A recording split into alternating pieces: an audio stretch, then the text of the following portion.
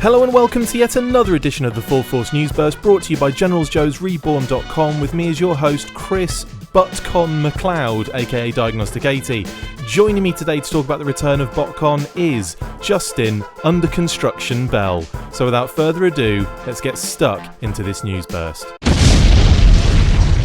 It feels so long ago now that FunPub lost the licenses for not only G.I. Joe but also Transformers. Well, a few days ago we saw a number of changes to the old official Transformers Botcon social networks with profile images and banner photos, suggesting that the pages were under construction and that a new page was on its way.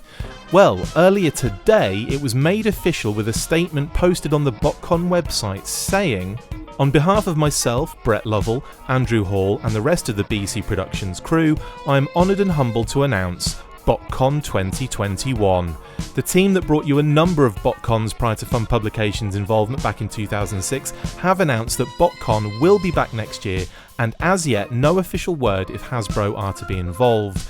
That said, Justin, quite exciting news here. I mean, what are your thoughts in regards to a new Botcon? I think it's cool. I think there's always opportunities for that sort of thing. Obviously, some of the folks involved with FunPub have been doing their own, not really a Botcon, but their own sort of robot convention over the past couple of years. Yeah. So this seems to dovetail pretty nicely with that. But yeah, any kind of fan gathering, I think, is only a good thing. There are a number of different Transformers conventions out there already. But yeah, this is certainly a good opportunity, especially considering that some of the same folks that were involved, not with this last iteration of Botcon, but the very original iteration of Botcon are involved again, which is cool. A lot of people have some fond memories of that generation of Botcon, some not so fond ones too. But but yeah, I mean, there was some cool stuff back in the day before kind of FunPub. I mean, FunPub did some cool stuff too, but yeah, I mean, they kind of the Hartmans and those folks really kind of kicked everything off. I mean, no official word yet, but do you think we will see Hasbro involvement with this one for exclusive product and so on?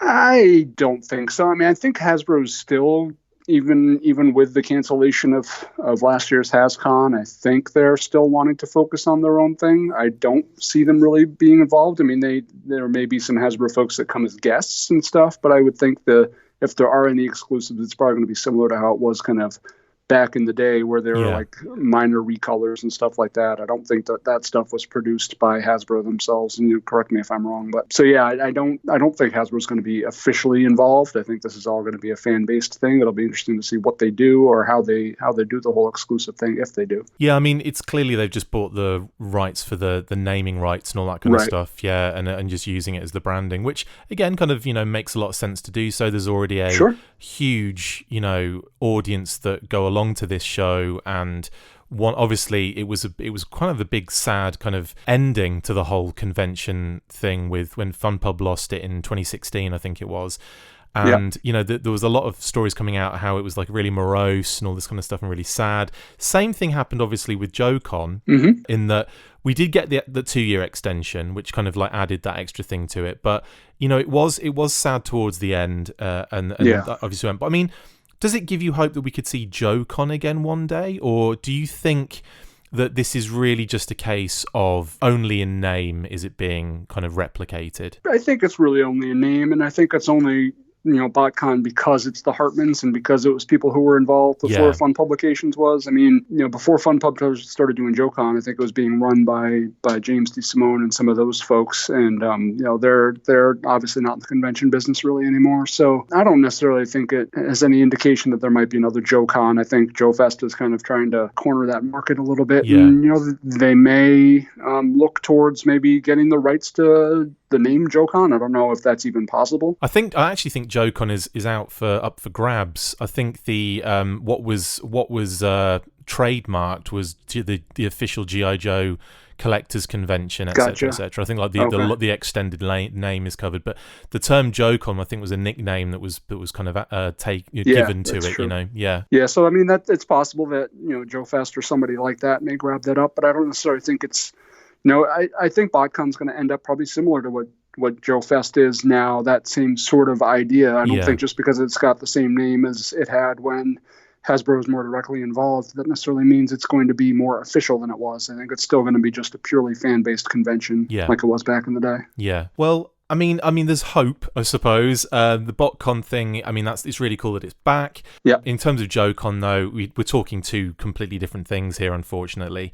But I mean, there are already loads and loads of local conventions and kind of regional conventions, kind of all over the US and all over the world now. I mean, we've got them all over the place. So we're not starved for it, but it's funny how these particular conventions and names and branding, they bring so much along with it, a lot of baggage along with it that is just too good to kind of miss up for some of these fans, isn't it? Yeah, I mean, it's interesting. You know, back when I first started getting into the online kind of Beast Wars fandom, there was a lot of hubbub around those early BotCons because, you know, I was a Beast Wars completist back then, as I was with G.I. Joe a little bit later, but it was a challenge because there was BotCon exclusive Beast Wars characters that, you know, back then, you know, BotCon exclusive was really there was like a couple hundred of them. Yeah. And you really had to kind of know someone who knew someone in order to get one or pay, you know, crazy money on eBay. So, you know, even as a relatively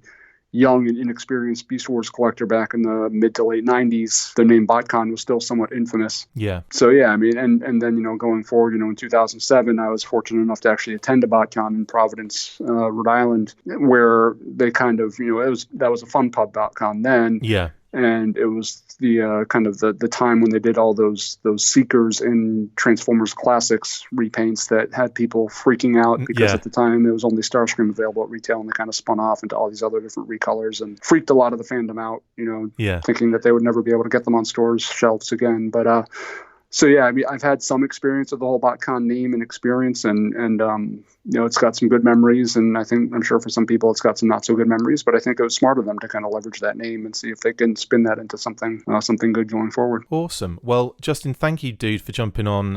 Sure. For the short period of time that I've managed to grab you while you're at work and struggling to get any time.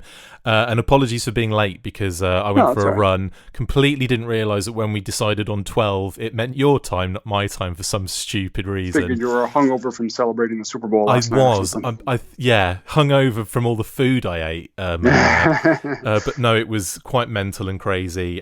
Congratulations, Kansas City. Commiserations, Justin. I'm sorry, I know you're a Patriots fan.